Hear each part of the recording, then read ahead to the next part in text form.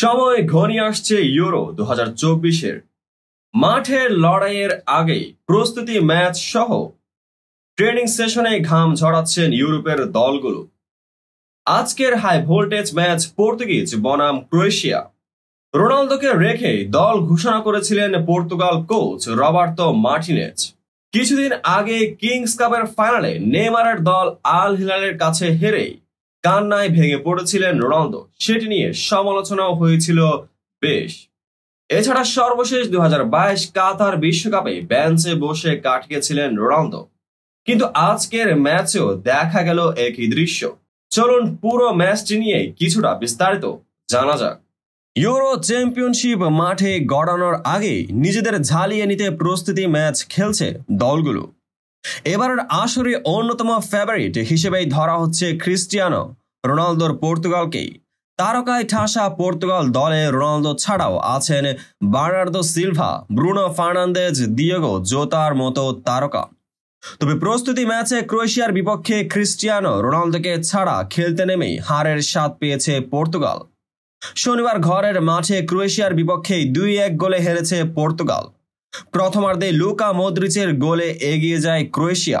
দ্বিতীয়ার্ধে দিয়েগো জোতা গোল শোধ করে দেন, তবে আন্তে বুদিমিরের গোলে জয় নিশ্চিত হয় ক্রোয়েশিয়ার। রোনালদোকে এদিন বেঞ্চে রেখে মাঠ নামে পর্তুগাল। ইউরো শুরুর আগে দলে শেষবারের মতোই পরীক্ষা নিরীক্ষা চালিয়ে নিচ্ছেন পর্তুগালের কোচ রবার্তো মার্টিনেজ। রোনালদোর জায়গায় এদিন গনজালো রামোসকে নামায় সেলেসাওরা।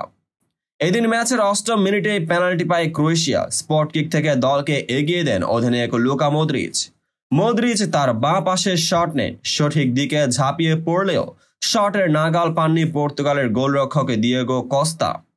সমানে সমান লড়লেও নিশ্চিত গোল পাওয়ার মতো সুযোগ তৈরি করতে পারছিল না পর্তুগাল। উল্টো 35 মিনিটে গোল খেতে বসেছিল তারা। কর্নার থেকে আসা বলে গারভাদিওলের হ্যাট অল্পের জন্য গোলপোস্টের পর দিয়ে চলে যায়। 42 মিনিটে ক্রামারিচের শট ঠেকিয়ে দেন কস্তা। মাঝে মাঠ থেকে মায়ের বাঁ প্রান্তে বল পাড়ান। গারভাদিওল বল পেয়ে ডি বক্সে বল বাড়ান। ক্রামারিচ শট নিলে পা বাড়িয়ে তা ঠেকিয়ে দেন কস্তা। ফিরতি বলে হ্যাট নিলে তা লক্ষ্যভ্রষ্ট হয়। 48 মিনিটে গোল পরিশোধ করে দেন জোতা। ডান প্রান্ত থেকে বাড়ানো বল খুব কাছে থেকে জালে ঠেলে দেন লিভারপুল তারকা। 56 মিনিটে বুদিমিরের গোলে ফের এগিয়ে যায় ক্রোয়েশিয়া।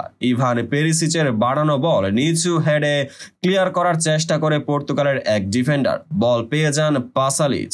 বল নিয়ন্ত্রণ নিয়ে শট নেন তিনি, কিন্তু পোস্টে লেগে সেই শট ফিরে আসে। হেড করে বল জালে জড়ান বুদিমির। পর্তুগালের খেলোয়াড়রা অফসাইডের আবেদন জানালেও তা বাতিল করে দেন রেফারি। শেষ পর্যন্ত লিড ধরে রেখে মাঠ ছাড়ে ক্রোয়েশিয়া। তো বন্ধুরা, ভিডিওটি যারা সম্পূর্ণ দেখেছেন সবাইকে অসংখ্য ধন্যবাদ। ভিডিও শেষে কমেন্ট সেকশনে আপনার মতামত জানাতে ভুলবেন না। আর চ্যানেলটিকে সাবস্ক্রাইব এবং পেজটিকে ফলো করে পাশে থাকবেন, যাতে পরবর্তী ভিডিওর সকল নোটিফিকেশন সরাসরি পেয়ে যান। দেখা হবে পরবর্তী ভিডিওতে।